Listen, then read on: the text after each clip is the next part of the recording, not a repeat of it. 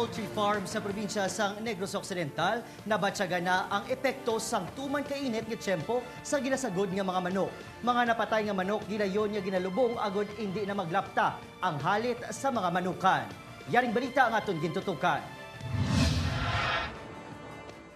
Kapin 10,000 ka mga 45 days nga manok ang maload sang sini nga poultry farm sa barangay Talok, Bago City. Pero subong nga mainit ang tiyempo, hugod niya ginbuhinan sa kapin 3,000 ka ulo ang ginasagod ni Manang Teodora agud hindi matamaan sa halit dala sang init. May mapatay sa stroke bala tungod sa kainiton, ti amo na nga gakapatay ang kisaang manok. Humalin Pebrero 21, malapit na 400 ka mga manok ang napatay bangod sa heat stroke. Sipon kag virus nga dala sang hangin. Man nga init siyempre ang mga manok halal man. Insigida ang ginablubong o kung ginasunog ang mga napatay nga manok, agud hindi na maglaptang masakit. Regular nga ginamonitor, agud masiguro nga bastante ang tubig ilimnon sang mga manok. Ginapain ang kurong sa mga heat stroke nga manok.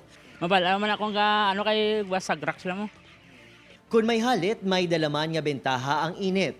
Nagnubo ang inadlaw sang incubation period kag nalimitahan ang paggamit sang kuryente. Padayon ang panawagan sang Provincial Veterinary Office katutukan ang pagbakuna sa mga hinuptanan nga kasapatan agud mapaiway sa masakit.